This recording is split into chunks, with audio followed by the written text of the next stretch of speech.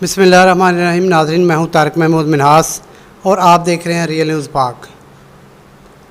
नाज़रीन, मौजूदा दौर में घरेलू वाक़यात जो हैं जिनमें औरत पर तशद्दुद करना वो आम हो गया है।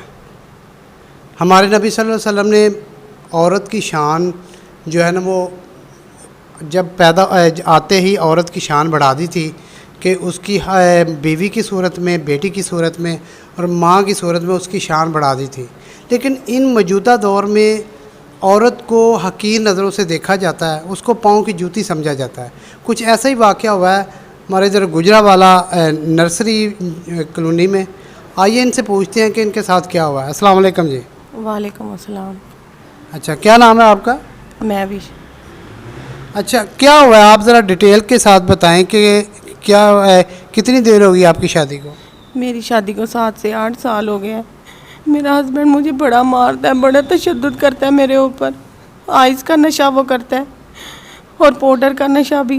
नाजायज़ तल्लुकात है उसके। जब मैं अपनी बच्चियों का हक मांगती हूँ उससे, वो मेरे साथ लड़ाई करता है। मुझे मेरी माँ की धमकियाँ देता है, मैं तुम्हारी माँ को कत्ल कर दूंगा, तुम्हारे भाई को कत्ल कर दूंगा। मुझे तो इसने इतना मारा है कि मेरी छोटी छोटी बच्चियाँ, मैं अपनी बच्चियों का हक मांगती हूँ और क्या इनसे मांगती हूँ, मुझे कुछ भी नहीं देते। मुझे मारता है, हर दफ़ा मारता है। जब भी मैं जाती हूँ मेरे बड़े बैठते हैं, सुलह करवा देते हैं। कभी इसकी बहन, कभी इसकी माँ, सारे सुलह करवा देते हैं। अच्छा, लास्ट जो है ना वो आपकी लड़ाई कब हुई थी? लड़ाई तो तकरीबन रोज़ होती है हमारी, हर बात पे, क्योंकि ये रातों को घर से बाहर रहता है और नशा करता है। मैं उसको समझाती हूँ, हमारी 3 बेटियाँ, खुदा से डरो, अल्लाह से डरो, ऐसे नहीं करो, ये जो तुम कर रहे हो ये बिल्कुल गलत कर रहे हो। लेकिन फिर वो मुझे मारता है। अगर तुम्हारी मैं शक्ल नहीं देखना चाहता, तुम्हें मैं रखना नहीं चाहता, तुम जाओ। फिर बड़े बड़े बात करते हैं, समझाते हैं, 1-2 दिन निकल जाता है, फिर लड़ाई होना शुरू हो जाती है। मुसलसल वो नशा करके आता है, मुझे मारता पीटता है, मुझे गोली मारने की धमकी देता है, मेरी माँ को, मेरे भाई को। फिर वो मुझे गोली भी मारने वाला था। मैंने इसकी पिस्टल इसके अब्बू को दे दी कि छुपा लो, वो मुझे मार देगा। फिर ये लोगों से भी मांगता रहा, लेकिन किसी ने इसको नहीं दी। उनको पता था ये आइस पीने वाला, ये मार भी देगा अपनी बीवी को। फिर मैंने उसको बोला, मेरी बच्चियाँ हैं, उनके लिए कोई दूध ला दो, कोई मुझे खर्चा दे दो। इसने मुझे इतना मारा पीटा, इतना। मेरे बहनोई ने मुझे फ़ोन किया। जी नाज़रीन, ये एक बेवा औरत की बेटी है, इसकी वालदा जो है बेवा और ये यतीम है। कहा जाता है कि जो बंदा यतीम के सर पे हाथ रखता है अल्लाह ताला उसके साथ बड़ा खुश होता है। कहते हैं कि वो ऐसे 2 उंगलियों अगले जहान में जाके हुज़ूर सल्लल्लाहु अलैहि वसल्लम फरमाते हैं ऐसे मेरे साथ होगा। लेकिन यहाँ पे यतीम बच्चियों के साथ क्या हो रहा है? अच्छा, उसके बाद आप रात को क्या हुआ है आपके साथ? रात को जब ये मुझे मारता रहा है, सब लोग सुनते रहे हैं, मुझे जान से मारने वाला था। फिर मैंने अपनी बेटी को भेजा, मैंने कहा जाओ अपनी दादों को बुला के लाओ, साथ वाले घर में वो रहते हैं। ये दादों को बुला के लाई, उन्होंने मुझे छुड़वाया। इसने मुझे इतना मारा, सब लोग देख रहे थे।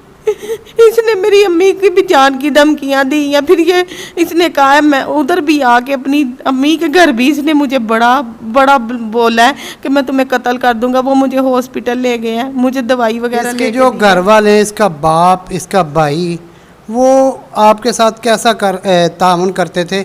उसको समझाते थे कि नहीं समझाते? नहीं, उसको बड़ा समझाते हैं, लेकिन वो किसी की बात नहीं सुनता, ना अपने अम्मी की, ना अब्बू की, ना बहन भाइयों की, किसी की बात नहीं।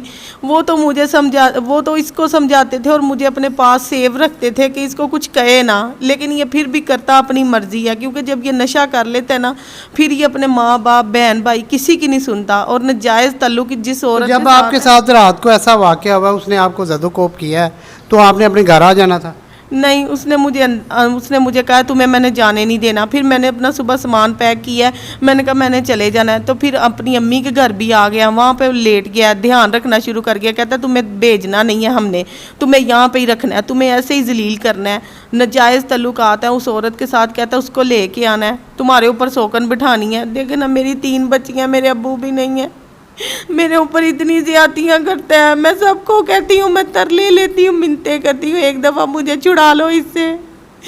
सब मेरी मदद करते हैं, लेकिन फिर भी वो 2 दिन के बाद फिर मेरे साथ लड़ना शुरू हो जाता है। जी नाज़रीन, मेरे तक ये बात पहुंची जब आंटी ने बताया मुझे कि हमारी बेटी के साथ ऐसा जुल्म हो रहा है। तो हम पहले एसपी के दफ्तर गए, वहाँ पे एसपी साहब ने हमारे साथ ताउन किया।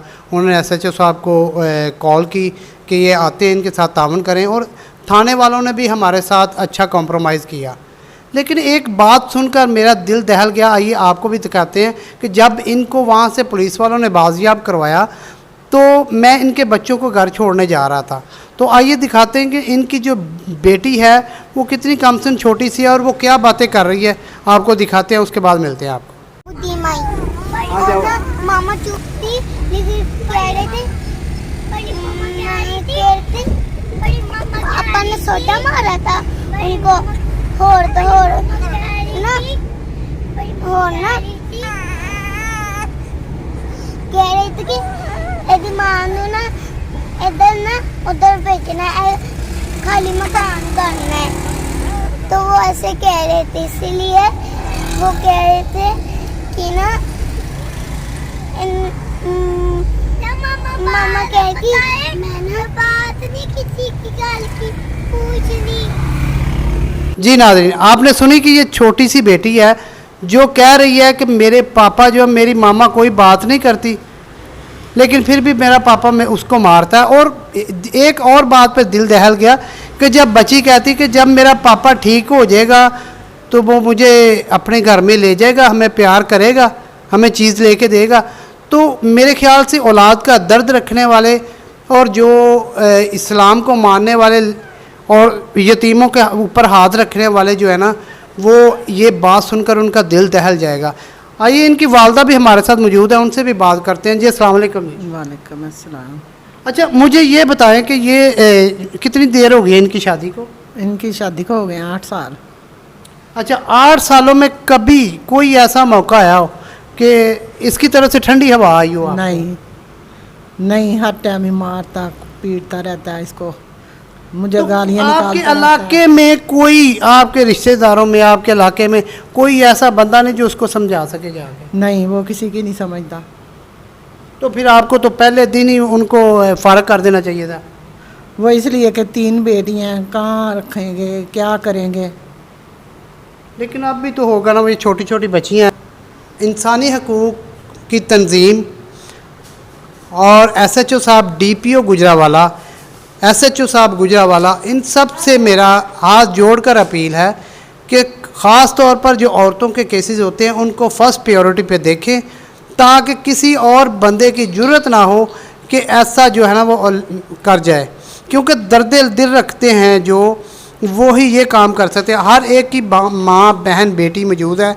अगर आज हम किसी की माँ बेटी बहन के साथ जुल्म करेंगे तो मेरे ख्याल से कल को हमारे साथ भी ऐसा हो सकता है। शरीफ साहब जो कि हमारे इस वक्त वज़ीर आज़म हैं, आप जब वज़ीर आला थे तब भी आप इंसानी हकूक़ के लिए बहुत लड़े, और मैं उम्मीद करता हूँ कि इनके मामले में आप कूद पड़ेंगे और इनकी जो है ना वो मदद करेंगे।